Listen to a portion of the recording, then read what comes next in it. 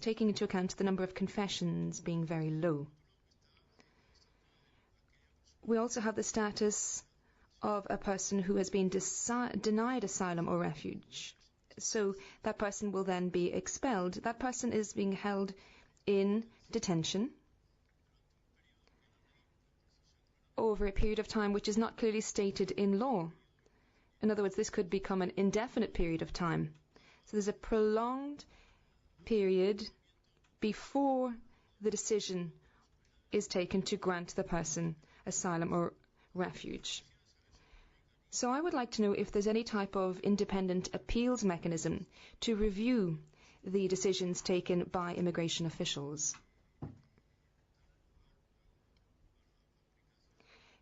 Because that would then lead to the order of extradition or expulsion. Is there any type of protocol on the implementation of the principle of non-refoulement? Do you at least have the plans for a prosecutor to be able to appeal the decision? And then we have the vulnerable groups such as irregular immigrants. Irregular immigrants vary in nature, but they are all characterized by the lack of papers. They don't have a residency permit. Thus, they are persons who may be expelled and returned to the country of origin. Does the principle of non-refoulement apply to them? And it would appear that aside from the irregular immigration centres, there are problems which arise vis-à-vis the treatment of persons held in centres. And apart from that fact, I'm wondering whether there's any type of appeal or remedy, an administrative remedy, against an expulsion decision of an irregular immigrant.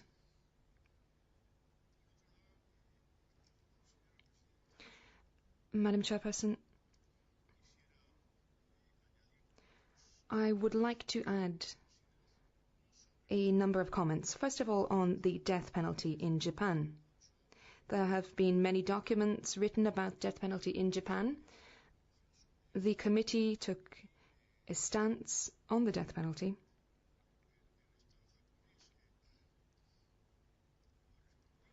Japan replied, that is to say the government of Japan replied, asserting that the Japanese people would like the death penalty to be maintained for major crimes committed. And since February 2013, it has renewed executions which were interrupted between 2010 and 2012. With respect to the death penalty, there's always a debate about it. I personally am against the death penalty. I believe that the death penalty is on the decline across the world. Now, there are a number of issues. Death penalty by hanging, for instance. And on that particular point,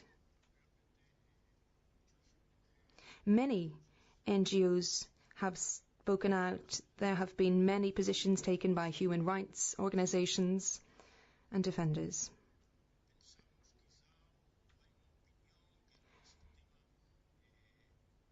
Is there... Well, we feel that perhaps the system could be made more humane if the death penalty were to be maintained. We feel that there shouldn't be those who are condemned to death being held in solitary confinement, the death penalty being compulsory. There must be an appeal system for death penalty cases. Pardon can be handed down for death penalty, and mentally disabled shouldn't be executed. And it would appear that Mr. Uzaki case recently was the case of a person with mental disabilities.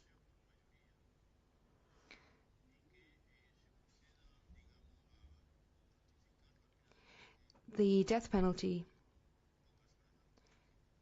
shouldn't be notified just a couple of hours before it actually takes place. And family members must, of course, be informed. All of this then would help to make the death penalty system more humane whilst it is maintained as such. I think it would be ideal, of course, to definitively abolish the death penalty. On the other hand, then we have the issue of domestic violence against women, And I think my colleagues will address that point at a later stage. I don't want to dwell on the point, but I would like to know whether abortion continues to be a crime in all cases in accordance with Article 212 of the Criminal Code. And I'd also like to know whether the crime of rape and sexual violence continue, or whether these are crimes which can be punishable ex officio, which occurs in most cases. Now, another point I wanted to raise. When there's a complaint of a case of domestic violence, how does the Japanese administration respond in detention centers or in police prefectures or in areas where assistance and advice is given to women? There have been over 70,000 consultations to this effect, it would appear, last year. But if there is a complaint of domestic violence, do you have any urgent, immediate response? Do you have a system to reply to that complaint in such a fashion? Now, I'd like to move on to the issue of women, abandoned women. And there will be an opportunity to come back to this point. There have been statements made by public officials, the Prime Minister and the Mayor of Osaka in Japan, which is quite a large city. They have spoken out about reparation for these events, and I think we'll have an opportunity to come back to this point at a later stage. And lastly, two issues I noted down very quickly, because I really don't have much time left. Has the Japanese government thought about ratifying the optional protocol to the Convention Against Torture? And has it thought about setting up a national preventive mechanism to prevent torture? What is true is that you have thought about setting up a national human rights institution. You have a National Human Rights Commission, well, however it may be called. That issue was studied in the previous legislature, but it would appear that setting up a Japanese human rights institute appears to have been abandoned. The idea appears to have been dropped by this government. We would strongly urge you to think about it. And we would urge you to create a national mechanism, because experience shows that this is a specialized mechanism, the competence of which may be greater or lesser, but it strengthens human rights, basic human rights within the country, particularly the right not to be subjected to torture, cruel, inhuman or degrading treatment or punishment. Madam Chairperson, with that I have concluded my statement.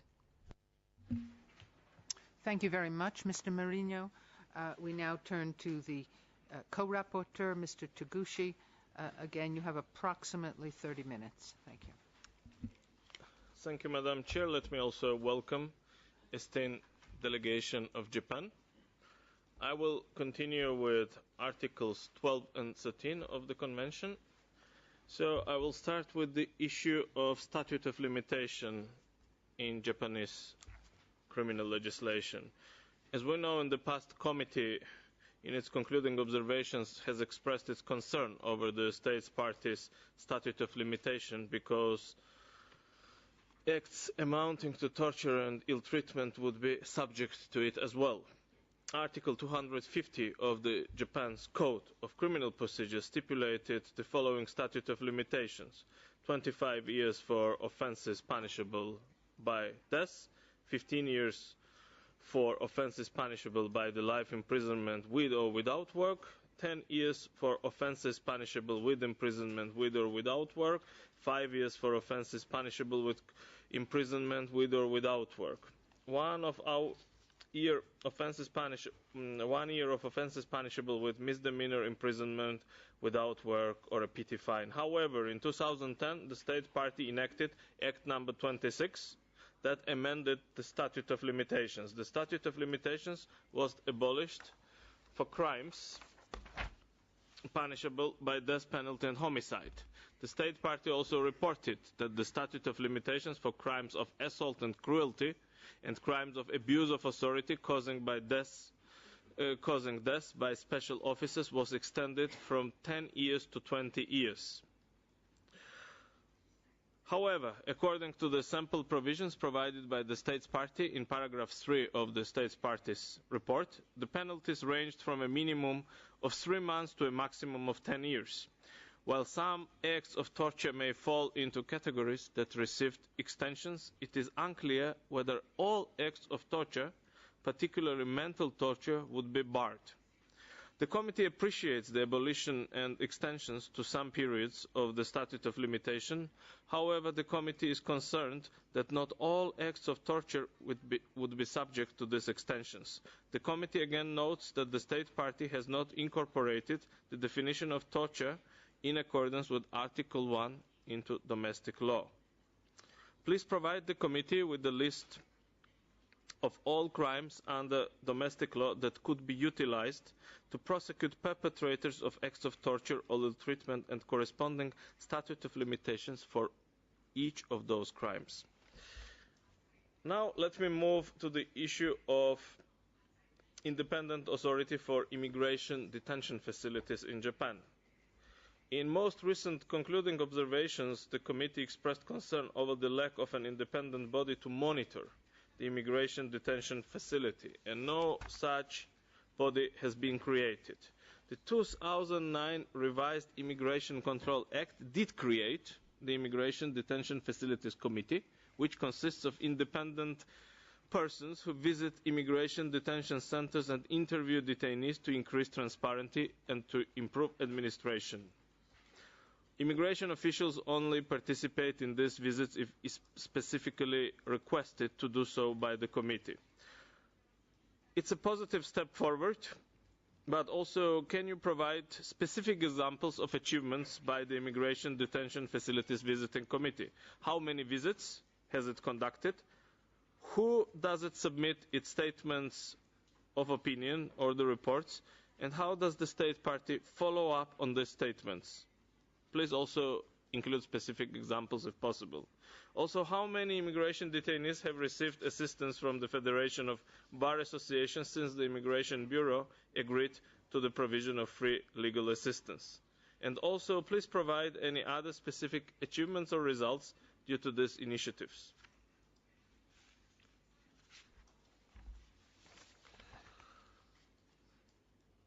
Now let me move to the issue of the independent mechanism to conduct investigation. In previous concluding observations, the committee expressed concern over the lack of an effective independent body to receive and investigate complaints by persons in police custody. The state party reports cites the prefectural public safety commissions and the study group on review of appeals filed by inmates of penal facilities as institutions that are involved in the process. Bearing in mind paragraph 124 and the reference in paragraph 129 of the State Party's report, since the State Party's previous report, how many times has Article 112 been invoked? What were the reasons for invoking this article? How many complaints have been filed regarding allegations of torture or ill treatment in detention? Also, bearing in mind 126 and 29 paragraphs of the report submitted, how does the state party guarantee the secrecy of complaints in detention? How does the state party protect detainees and witnesses from intimidation after the complaint has been filed? If there is not such protection, why? Also, let me refer now to the statistical data, which the committee attributes great importance.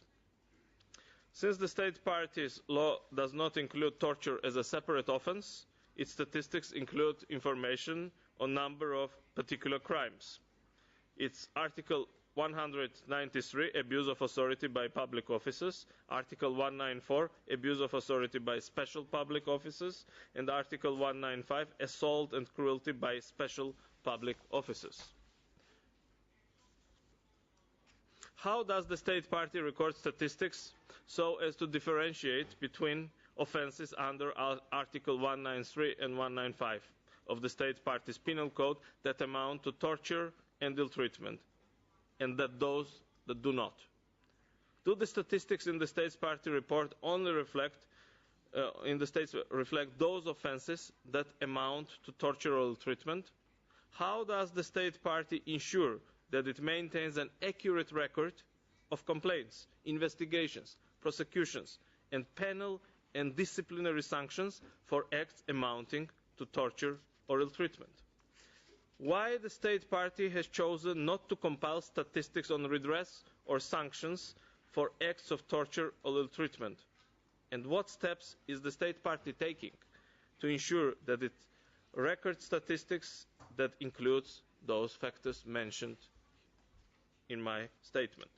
Please provide detailed statistical data disaggregated by crime committed on complaints and investigations related only to torture and ill treatment. Now let me move to Article 14 of the Convention, which relates to redress and compensation.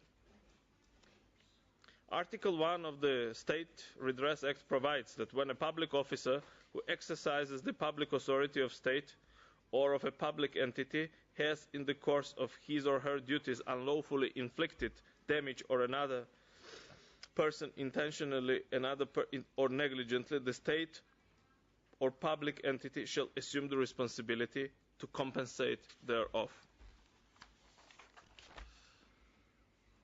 Article 709 of the Civil Code provides redress when the act was committed by a private individual. In terms of rehabilitation, in response to the committee's question, inquiry on rehabilitation services, the state party's response referred only to correctional rehabilitation in immigration facilities. The state party's report did not provide information on redress provided to victims in terms of compensation or rehabilitation. Instead, the state party report seems to repeat information contained in other parts of the report regarding procedures and visits to immigration facilities. In its response to questions under Article 12 and 13, the state party acknowledged that it does not have statistics on claims of state compensation. Referring to paragraph 145 of state party's report, can you please explain what the benefit system for crime victims is and what circumstances it may apply to victims of torture or ill treatment? Also, the committee is concerned over the lack of information provided on actual compensation, rehabilitation or other forms for redress for victims of torture or ill treatment. Due to the lack of the information, the committee is concerned that the state party is not ensuring that victims of torture or ill treatment actually obtain redress. Please provide concrete information and examples of types of redress offered and received by victims of torture and ill treatment.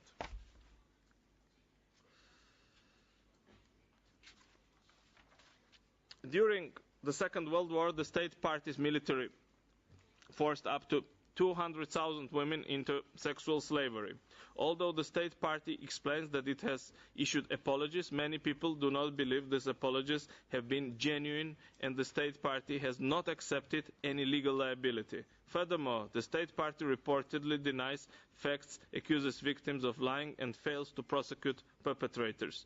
Those seeking redress demand an official apology and official recognition of state responsibility and economic compensation.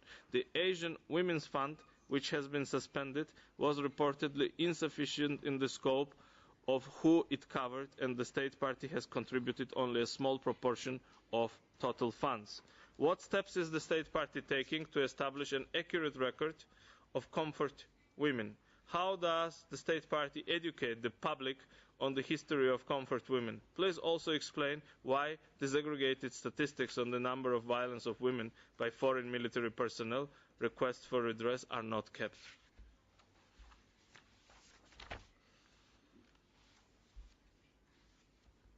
Now let me move to Article 16 of the Convention, which deals with acts of cruel, inhuman or degrading treatment or punishment. And let me refer back to the issue of the immigration detention conditions. In July 2010, the Immigration Detention Facilities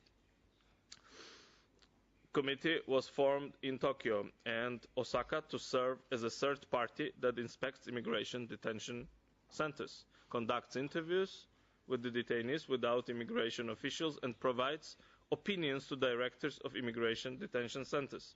The Immigration Committee also consults opinions from detainees that are submitted to proposal and complaints boxes in the Immigration Detention Center. There are no exceptional immigration procedures for minors in deportation proceedings. However, measures such as provisional release are utilized in all immigration cases in an attempt to prevent prolonged detention.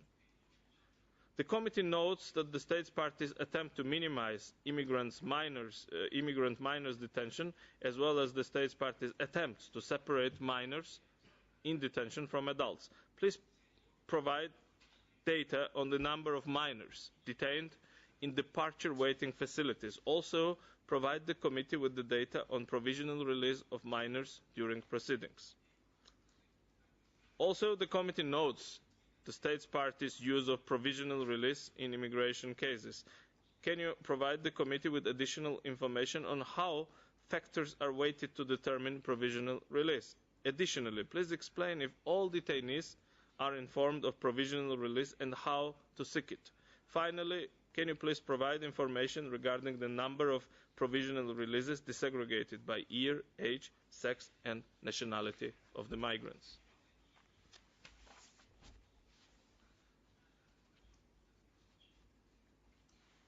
Now let me move to the issue of the restraint devices used in the places for confinement.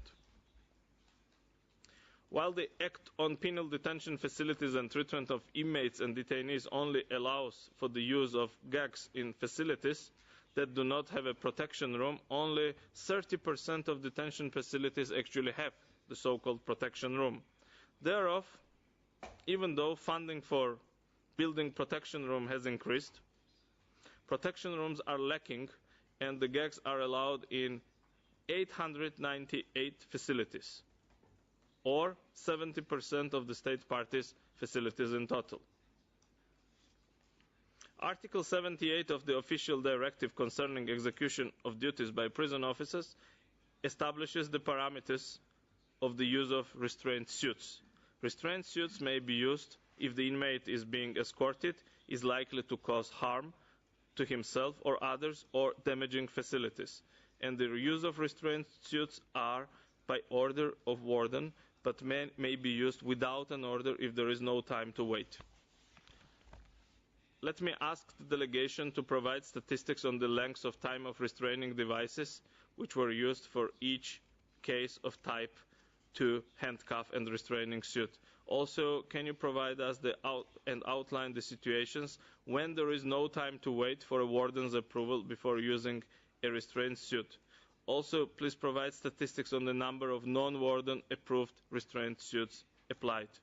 Are doctors required to record examining prisoners who have been in type 2 handcuffs or restraint suits?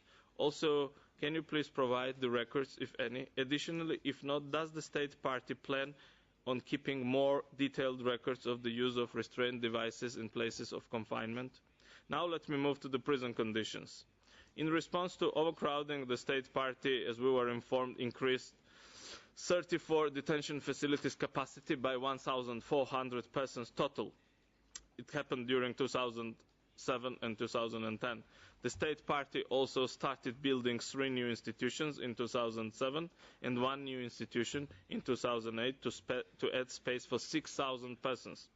Prisoners are moved to different facilities when necessary to maintain the balance.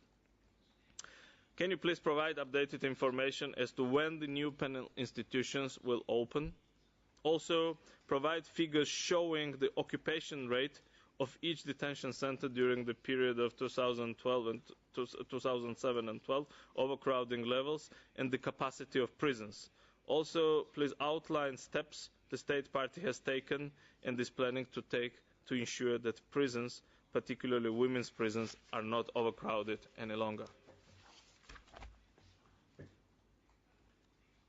Also, we would welcome some information related to the measures state party has taken and is planning to ensure adequate heating to be provided to the prison during the winter season. The committee knows that state party has made few efforts to secure medical staff in the prisons, improve medical facilities, and ensure outside medical assistance when necessary. Can you provide the committee with number of new medical staff secured, the actual measures done to improve panel medical facilities, and the number of cases when an inmate was admitted to an outside medical institution? Additionally, what factors determine if an inmate is transferred to an outside medical facility, and who takes the decision?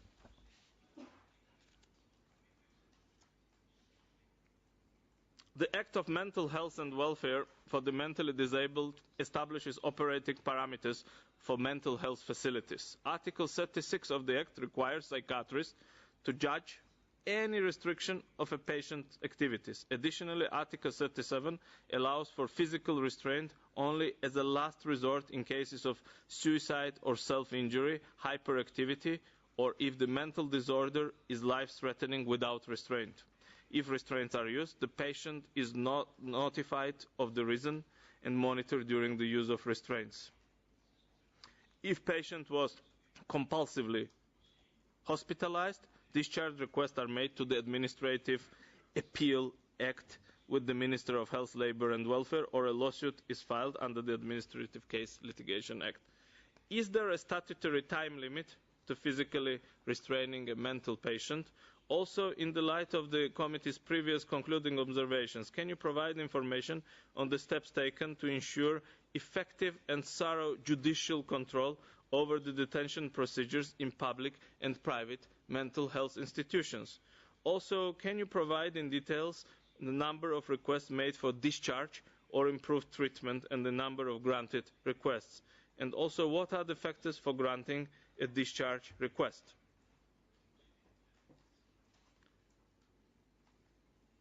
Also, it has been reported that Japan has one of the highest rates of the involuntary patients held in mental health institutions. And usually the length of the stay is quite big. Can you also provide us with the information what is the reason that outpatient services in Japan are not well developed and most of the patients requiring assistance by the mental health institutions usually end up being institutionalized? And if there are any steps to develop outpatient services and to drop down the number of institutionalized persons held in the mental health institutions? Also, can you provide us with more detailed information?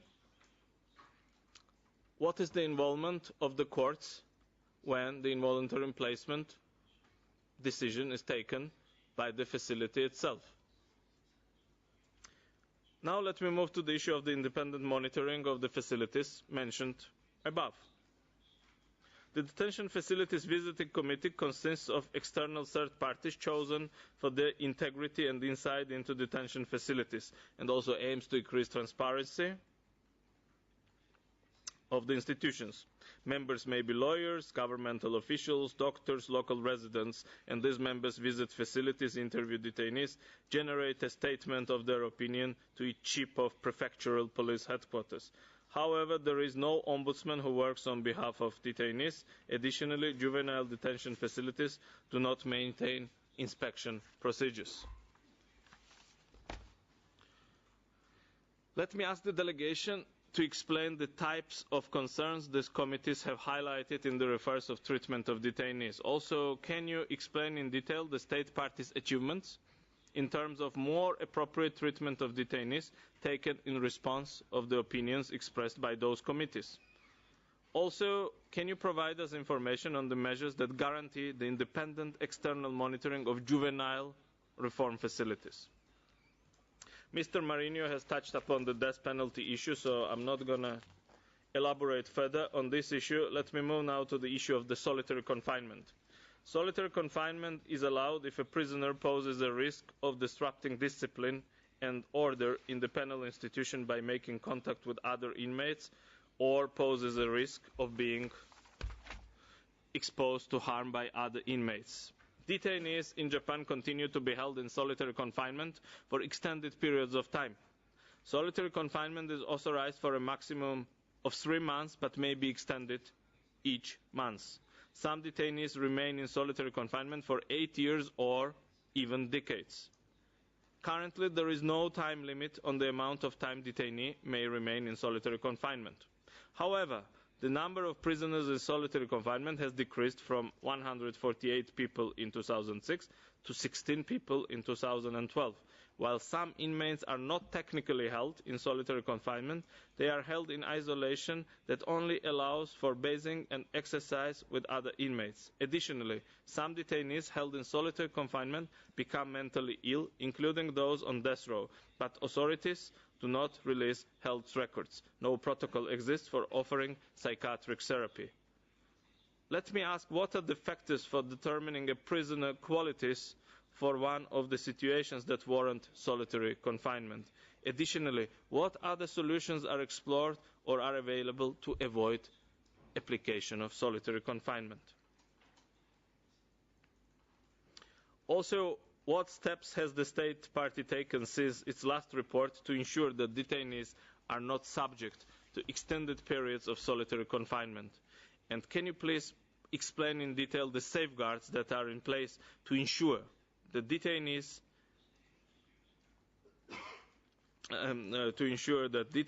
are not subjected to extended periods of solitary confinement?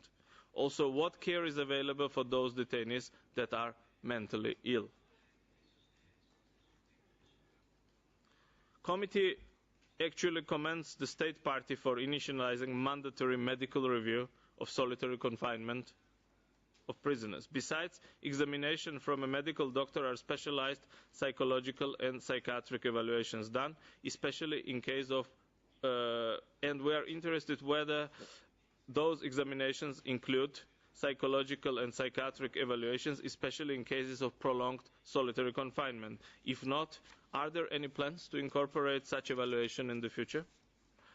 Also, the committee knows that solitary confinement is subject to a claim for review.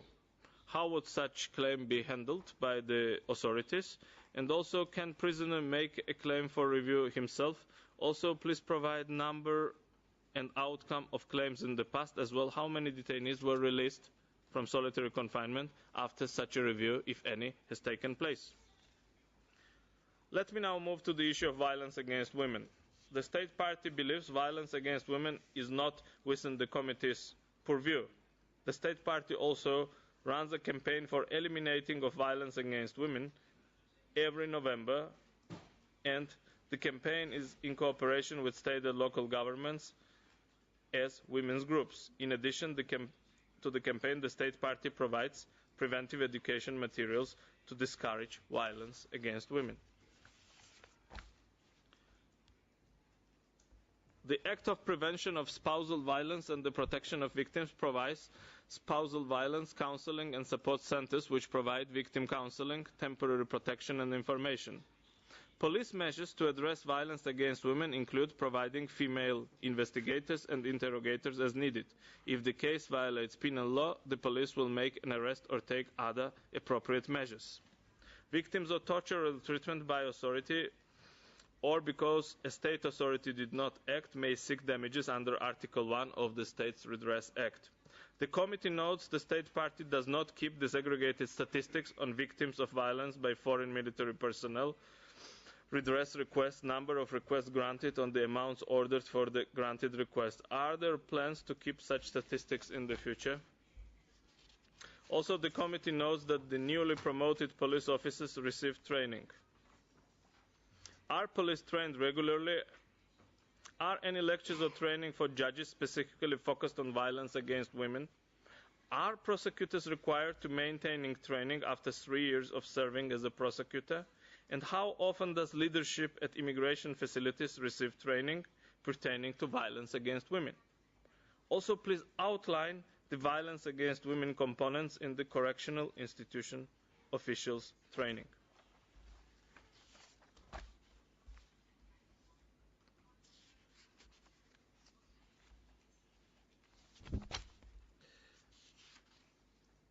Also, let me ask the delegation, how does the state party plan to remove the requirement of a victim's complaint for every sexual violence crime to be prosecuted?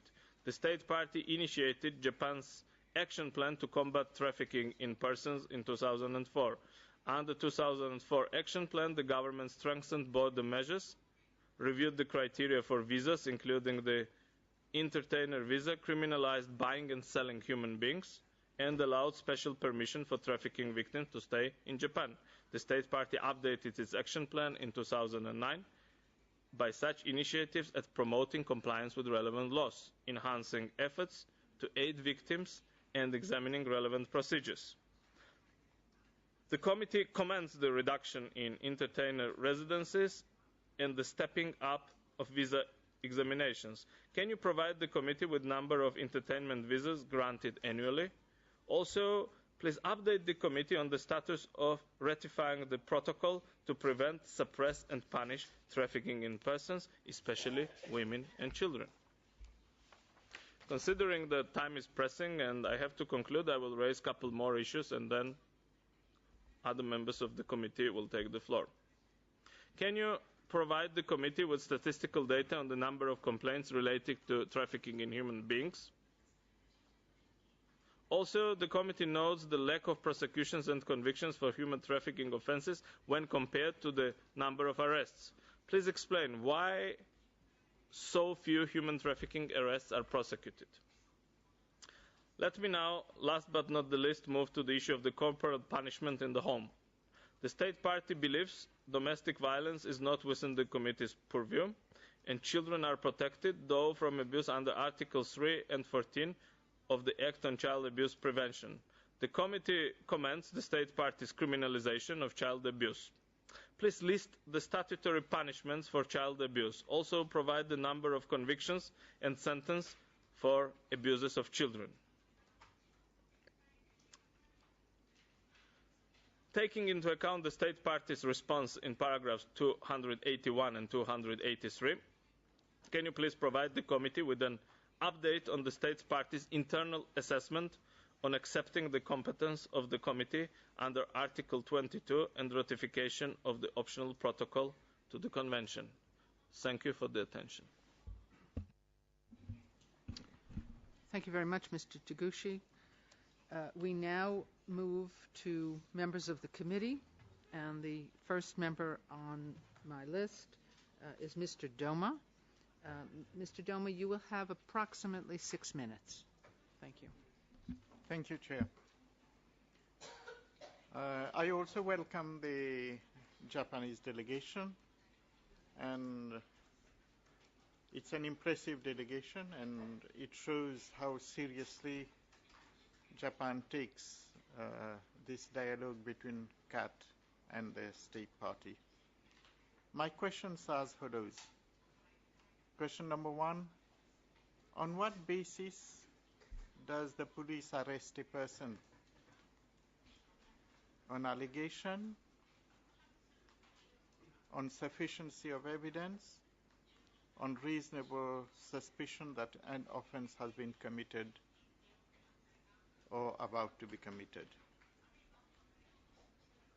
Question number 2, is a person who is arrested explained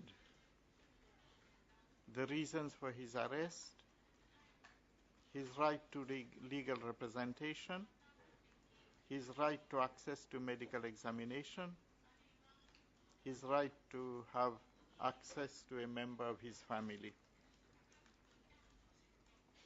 independently of whatever the law says? Can we have some information on this? Question number 3, how soon after arrest is a detainee brought to court? At what stage is a state-appointed counsel given by the court? Question number 4. You speak of the existence of a judicial review procedure for pre-trial detention. Is your existing system not illusory by the fact that it is available only to the complainant and not to others, including his kith and kin?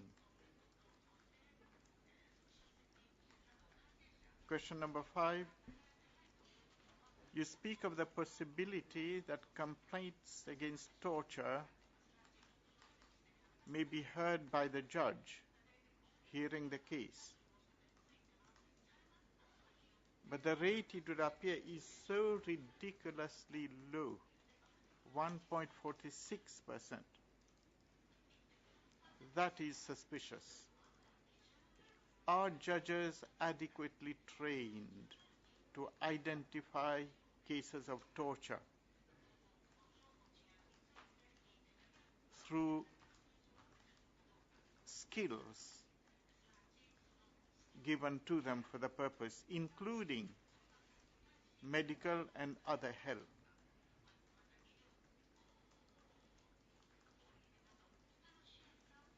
Question number 6 has to do with compensation.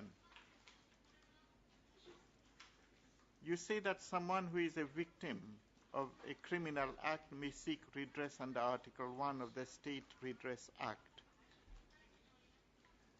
Why does an individual have to go through the lengthy procedure of himself initiating an action in court to obtain redress? You say that victims are allowed benefits. How do these benefits compare with full compensation or full reparation as provided under the Convention? Question number 7, and I am about to close. Do you admit evidence obtained by torture as the basis for conviction? It would appear that there are many cases which show that this is the rule. You rely on evidence obtained by torture for basis of. A general remark before I end. I heard with great interest the efforts that Japan is one of the torch-bearing societies in Asia and in postmodern society in the modern world. However, from the papers, it does not look as though its obligation under CAT, it is one of the torch-bearers or a postmodern society. We have read the papers, heard the number of measures, but it would appear that all you have been doing for the purposes of CAT, the convention, our convention for which you are here, mere dialogues between ministries and NGOs to raise awareness. We are yet to hear Japan tomorrow, but it would appear that there is a lot of talk but negligible work. We look forward to hearing the State Party on the legal, administrative, judicial and other measures that you have taken to discharge your obligations under the Convention. Thank you very much, Chair. Thank you, Mr. Doma. The next speaker is Madame Belmire. Merci, Madame la Présidente. Thank you very much, Madam Chair. I too, of course, wish a very warm welcome to the delegation from the State Party, and I thank them for drafting both the report and the answers to the list of questions put to them by the committee. We had some very detailed replies, for which we offer thanks. I wish to take part in this dialogue by asking a number of questions And I wish to focus on the criminal justice system and judicial authority within the state party. You have a Supreme Court in Japan, a worthy institution with a composition of 14 members. The president of the court is named by the emperor at the suggestion of the cabinet. And this is a body with considerable power. Nonetheless, there is a problem. There's a separation between two systems. There are civil affairs, and the court is of the third degree in this respect. So it is a problem when it comes to individuals ensuring that their rights are upheld. But in the criminal justice system, the court only comes into play when they believe that it's constitutional affairs that are in question. So the way it works at the moment, individuals cannot ensure that their rights are upheld before the Supreme Court in that respect. Another question, the notion of crime. Now, there are crimes and allegations, and very much has been written about this. If we think about legal notions in Japan, crime has a very broad scope. So burglary, fraud, theft, shoplifting, even road accidents, speeding offences can all be considered crimes, as can people outstaying their visas.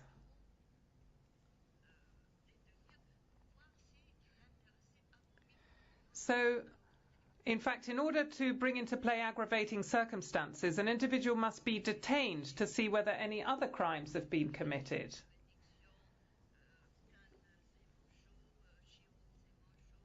Shio Sebonsho, Kota Sebonsho, and very many other cases. Well, there's the jury-based system, which judges severe cases and serious crimes. And this can include life sentences and the death penalty as rulings. Another anomaly in the state party has already been touched on by the co-rapporteurs. And this is the question of the public prosecutor's powers allowing the detainee to have access to a defense counsel. But this is the authorization of the public prosecution. So they can really impose limitations on the date and the time when such meetings with defense counsel take place. In paragraph 10 of your report, in the French language version, you say that the issue merits consideration, and that for 3 reasons. There's obviously the question of confidentiality, which must be preserved. There is the ongoing investigation, which must run its course. And there are sources of information which must not be made known to a legal counsel. And then there's the question of rapidity and effectiveness of the questioning. Now, first of all, the lawyer is part of the legal system. It is truly a figure within the state's legal infrastructure. You say that you record questioning to make sure that everything is transparent. So if there is such recording, why should the detainee be further punished by preventing defense counsel to be present? Defense counsel must be present because they must defend the defendant. we must also consider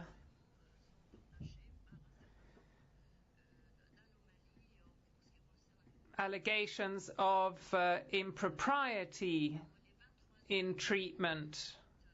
These 23 hours, the 23-hour period which is mentioned,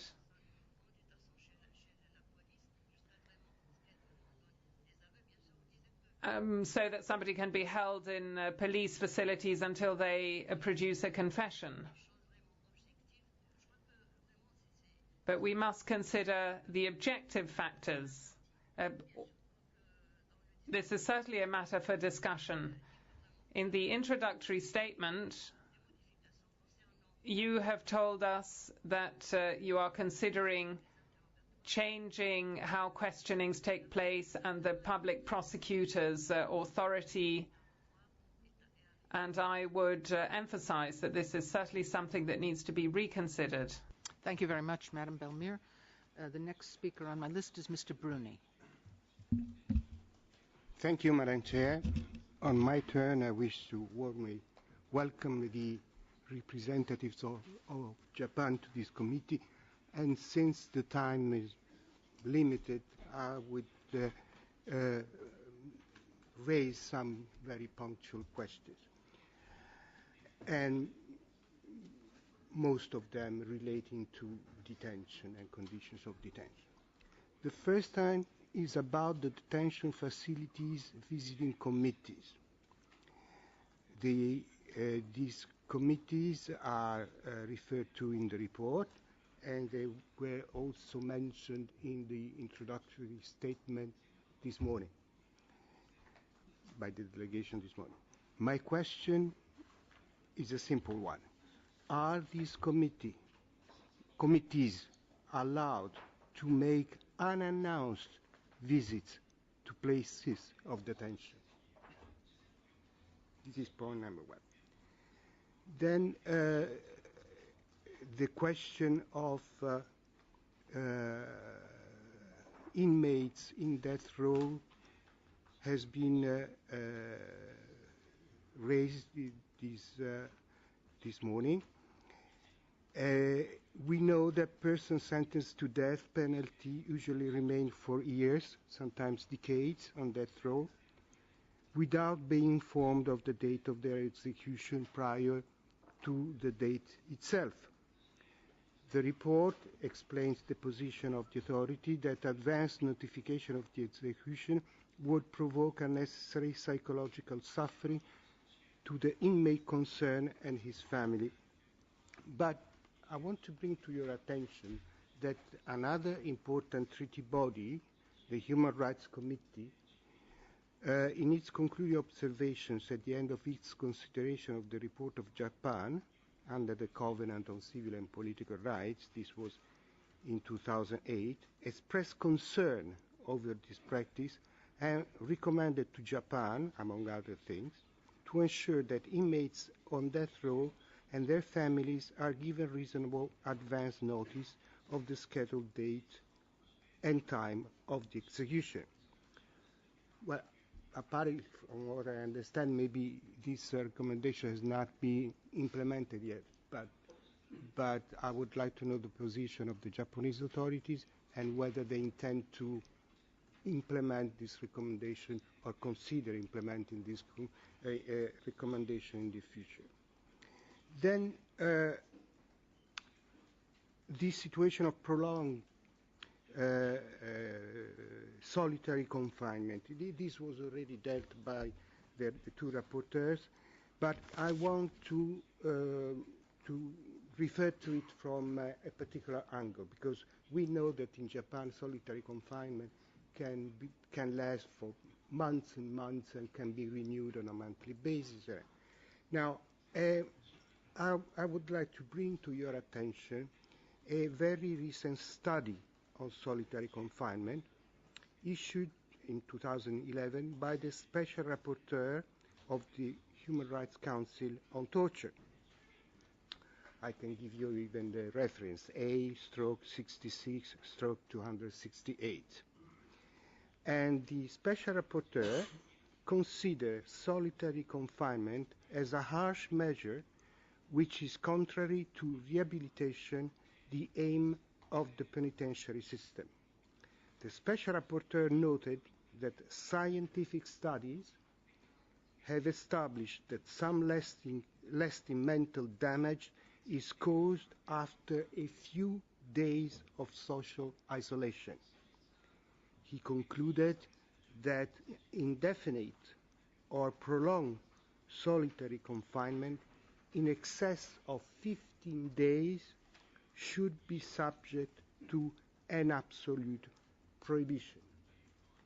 I would like to know what is your position, whether you are aware of this social, I would say scientific study, because the Special Rapporteur based himself on medical research.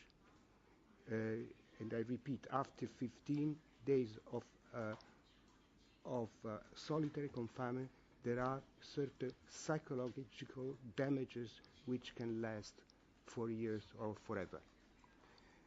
On another point, the question also of overcrowding in places of detention was already mentioned. I will not go back to it, but my question, punctual question, is the following: whether consideration has been given by the authorities, Japanese authorities concerned, to penalties alternative to imprisonment for minor crimes, in order to somehow diminish overcrowding. And then I have my last question. In the report, in paragraph 281, I think, there is an interesting statement. The Japanese authorities are studying the possibility of accepting the individual complaints procedure under Article 22 of the Convention, which was considered by your authorities as, and I quote, a noteworthy system for effectively guaranteeing the implementation of the Convention. This was stated in your report 2 years ago, which was prepared 2 years ago. Today, what is the outcome of this study? Could the delegation give us clear conclusions on its apparently positive remarks about Article 22 of the Convention? Thank you, Madam Chair. Thank you, Mr. Bruni. Mr. Gaillet. Merci. Thank you very much, Madam Chairperson. I'd like to extend a very warm welcome to the delegation of Japan. And I'd also like to commend the delegation for the presentation of its second report. And obviously thank you for the list of responses as well as all of the information provided. First and foremost, I would like to refer to the responses provided by the delegation, particularly paragraph 164. In that paragraph, you reply to a question put to you as to the number of complaints and any possible prosecutions on the basis of ill treatment or torture. And in that paragraph, you specify that according to a study conducted by the Office of the Prosecutor's Office between June and September 2010, 141 complaints had been lodged by lawyers. In all cases, the prosecutor responsible for the cases had opened an inquiry and taken the necessary measures, but at the end you say that none of those complaints had given rise to proceedings in the justice system. So I would like to know whether the complainants or their lawyers have appeals against the fact that these cases haven't been brought before the justice system. Do you have any type of appeals in that regard?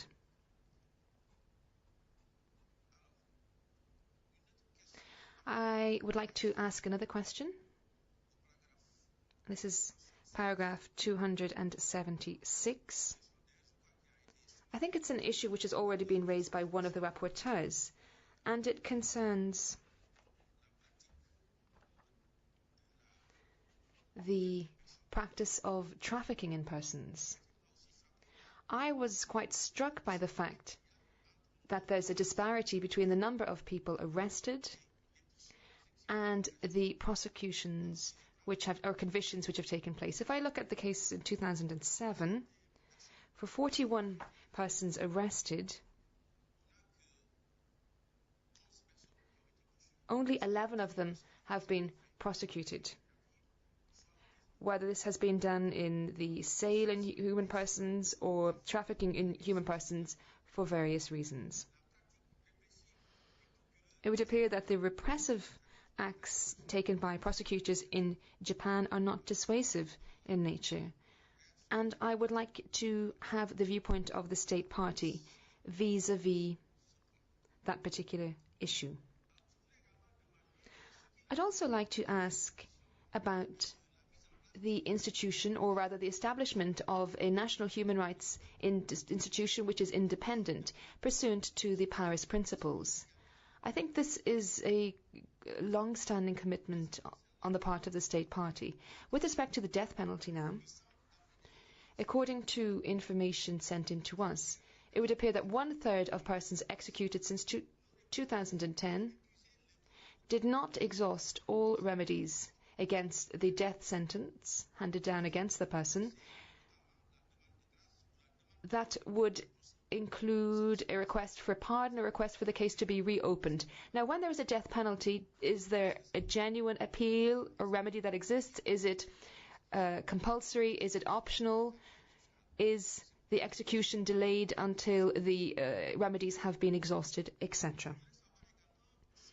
I'd also like to know whether the state party has a procedure to determine the status of statelessness. Turning now to matters pertaining to detention, we've discussed these at length this morning. In the comment made by the State Party in May 2008 on the concluding observations of the committee concerning the review of your initial report, you state that in 20% of detention centres did not use particular devices. And these devices were only used in centres which are lacking protection. And in your comment, you say that you will set up a program to build new protection cells, which will enable you to abandon the previous system.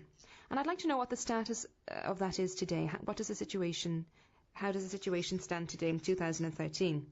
I'd also be quite curious to know what are the objective stumbling blocks to the fact that the state party enshrines the principle for all persons, all poor persons, to have a legal counsel, free of charge legal counsel.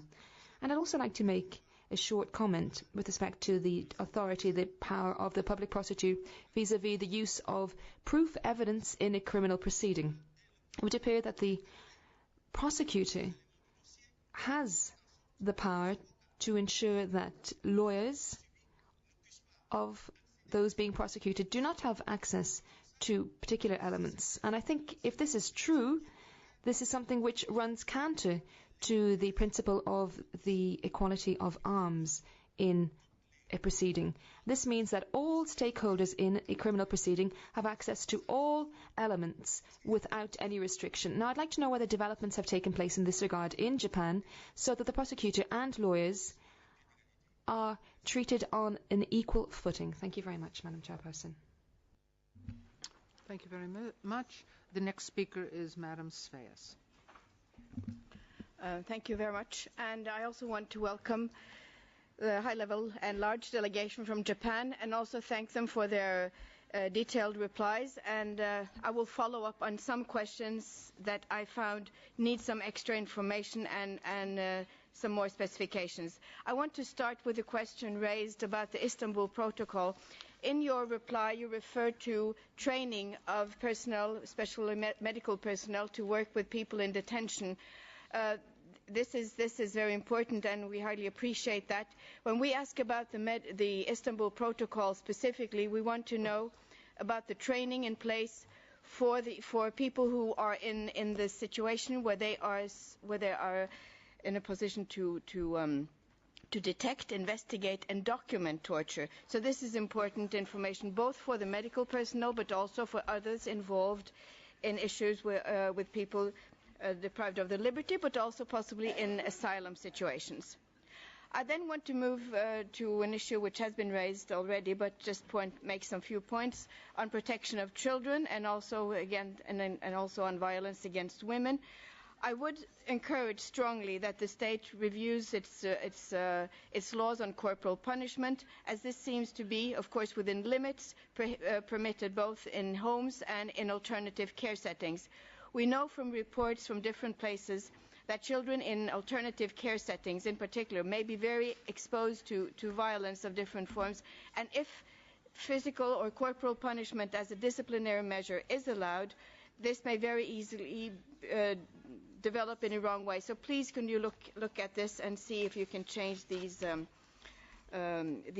laws. I also want to reiterate what was said by the rapporteurs on legislation on violence against women. I'm surprised to be informed that neither incest nor marital rape are defined as explicitly as crimes. Also, the minimum age of sexual consent seems to be very low. Again, the weight has to be made on initiatives to strengthen the possibility of women to complain against the violence, and also that these complaints are taken seriously and furthered by investigations.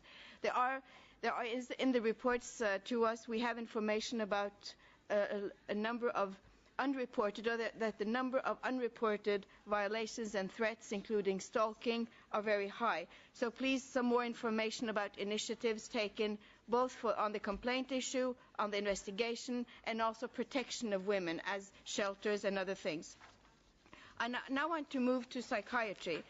I've been reading some of the reports, both from you and from on Japan in general, and also from the NGOs that we have received information from. As I understand, Japan uses a very large percentage of its funding for mental health institutions to beds in hospitals. I read even 97% of the funding is provided to hospitalization, and much less to alternative forms of care, such as community-based approaches, although it is in your report that you will try. This seems to be something that needs a lot of more priority. I see that Japan is actually the world record with number of beds, 27 beds in psychiatric hospitals per 10,000 people, and the number 2 would be Belgium and Holland, which are also very high, 13 and 17. So compared to this, Japan is high up on the rank. Also, the time that people are in psychiatric hospitals is quite alarming. Also, you have a very high number here compared to other countries. In 2010, according to the statistics before us, there's an average of 300 days. Whereas Korea comes in number 2 with 108 days, and the rest of the OECD countries in the report are much lower, between 15 and 20 days as an average. So this is a very large difference. I also want to say that it seems also that 43% are being involuntarily placed in the hospitals on Article 29 and 20 and 33, and also that the possibilities of complaining is very limited, and that the Psychiatric Review Board doesn't actually function as an independent organ.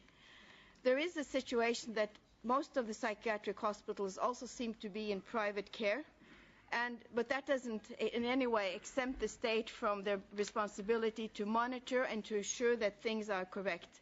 It may be that the state of affair here does not necessarily violate Japanese laws. It seems to me that in some places, or in many ways, it does not. But then I have to question whether it needs to be revised in the law to ensure that the number of involuntarily hospitalization is reduced, the time in the psychiatric hospitals is seriously reduced, the possibilities to apply and complain for decisions must be done, and that these complaints are also taken, if necessary, into the court. So please provide us with some information about what will be done. Also, the number of restraints seems to be growing. According to one statistic I read, the solitary confinement seems to be doubled between 2004 to 2009. And also the use of restraints is also growing, not at the same speed that isolation. So having said this, please provide us with more detailed information about these problems. It seems to be quite serious in your country. Also, I want to just one sentence about comfort women. We are informed in your report this time and also last time about apologies and excuses made in 1993. We know that recently the sexual slavery was discussed again in the public sphere in Japan.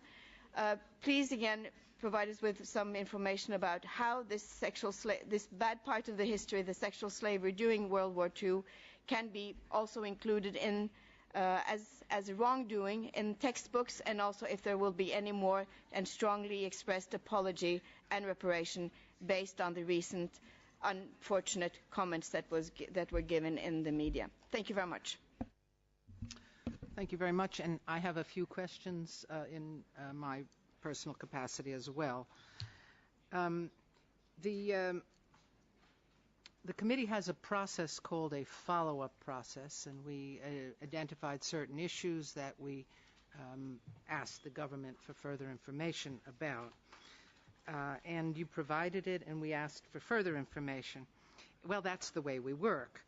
On the issue of confession and prolonged detention, these issues have been raised by the rapporteurs and my colleagues previously, but I wanted to stress the fact our concern is that when you put some of these practices together, they appear to lack safeguards for the individual.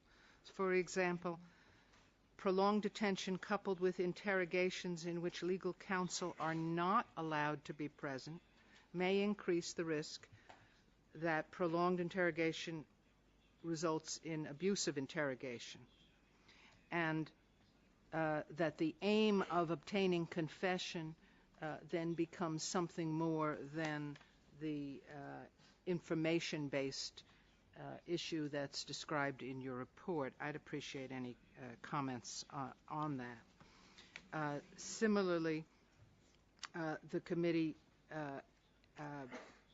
asked about the high conviction rate primarily based on confessions, with a sense that there were insufficient limitations on the duration of interrogation of suspects in police custody or in substitute prisons.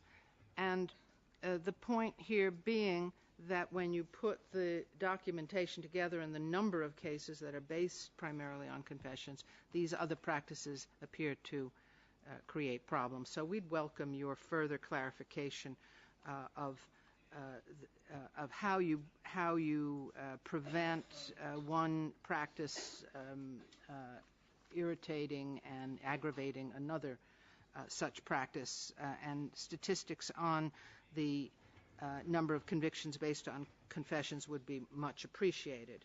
Similarly, you have provided us with statistics in paragraphs 248 to 255 on domestic violence, spousal violence, criminal procedures, rape, and the like, and they just don't add up.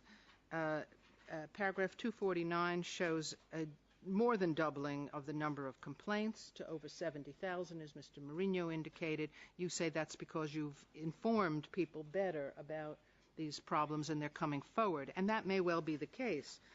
But when I then look at the status of police responses in paragraph 253, it's rather puzzling because the number of arrests appears to have remained the same despite this huge growth from 35,000 to 72,000 complaints. The number of arrests remains less than 100 in each case.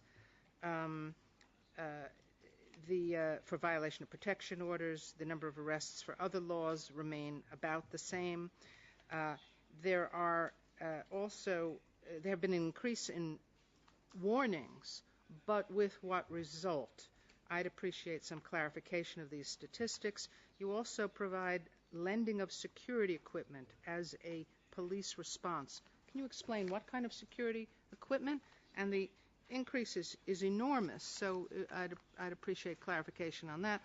On the following page, page 50 in the English, there are some statistics on the numbers of persons prosecuted and the numbers of persons convicted. Again, the figures don't match up. 2008, gang rape causing death or injury, 18 persons prosecuted. Number of persons convicted, 22. Number of persons prosecuted, rape at the scene of a robbery, 129. Number of persons convicted, 571. Can you explain these discrepancies? And can you explain what the word quasi refers to with regard to the items in terms of convictions? Now I turn to the issue of Articles 10 and 14 of the Convention and the matter of whether World War II sexual slavery was in fact a violation of the Convention. You explain your position both in terms of time, in terms of legal issues, and everything of that sort. The committee has asked for information regarding prevention, and the committee's last report explicitly said that the state party should take measures to provide education to address discriminatory roots of sexual and gender-based violations and to provide rehabilitation measures to the victims, including steps to prevent impunity. We have expressed concern at the continued failure to prosecute anyone responsible and to provide adequate rehabilitation for victims of World War II sexual abuse who are experiencing continuing abuse and re-traumatization, including by the very fact of denial.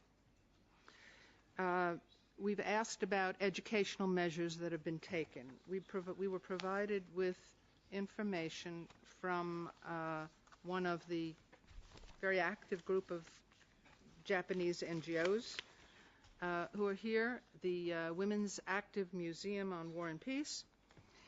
And they show us that textbooks that addressed the issue of so-called comfort women in Japan amounted to 7 in 1997, 2002 had 3, and today there are no textbooks in junior high schools which refer to the comfort women issue at all. Similarly, in senior high schools, 9 in world history in 1997, 2 in Japanese history. The number of authorized textbooks in modern society were 12, but in politics and economics, 1. The question here is, how are you educating to prevent a culture of exploitation, of sexual abuse, of trafficking, and of enslavement in view of these statistics? Can you clarify that for us?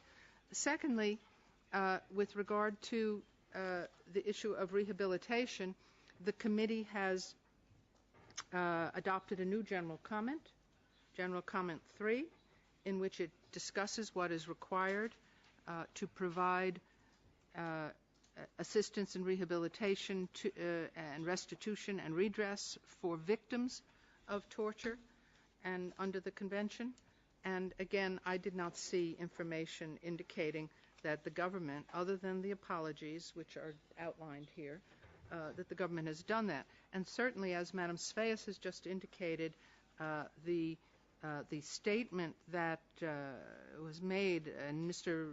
Marinho also referred to the statement made by the mayor of Osaka, indicating that these procedures were this whole system of sexual exploitation and slavery was necessary. and the claim that no one has proved that force has been used. These are classic denier explanations, and our committee has heard these in many contexts and many situations, but quite frankly, we don't accept these as explanations. The question here is, we have seen freedom of movement limited. People have been forced to perform sexual labors. This appears to have amounted to a form of commercial trafficking, but it was done under military control. So the historical evidence, the victims' evidence, the military evidence, the role of private operators inspected by military doctors, people trafficked in, and the abuse of women who could not leave the facilities and had to comply with captors' orders shows a clear case where there was no consent to this system. And historians have written about misrepresentation, deception, other mechanisms, even debt bondage that was part of a pattern of abduction and abuse. It is through education and it is through rehabilitation that countries address these issues. You have still a number of live victims who are seeking redress, and we'd like to hear from you how you can possibly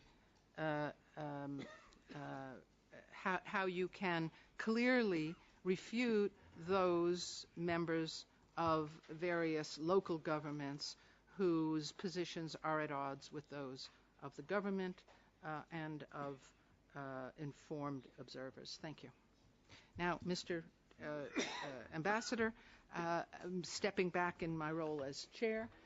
You have the opportunity to say a few words in closing to the committee, and then the procedure is that tomorrow at 3 p.m. you would return with your robust delegation and what are undoubtedly going to be a robust series of responses for further dialogue with the committee. The floor is yours. Thank you, Madam. We have received many comments and recommendations and opinions, or some questions or clarifications. So we will sort out some questions, and it seems to me there are some sort of lack of information or misunderstanding, but of course there are very accurate, legitimate pointing outs. Therefore, we will come back to those points tomorrow afternoon, as much as possible and as accurate as possible. So let us work out this afternoon and tomorrow morning, so that we can respond to your pointings thoroughly. Thank you very much. Thank you. Thank you, sir. So this will conclude this portion of the review. We will now break for 4 minutes. The committee will resume in private session, and we thank everyone else for their participation and attendance this morning. Thank you.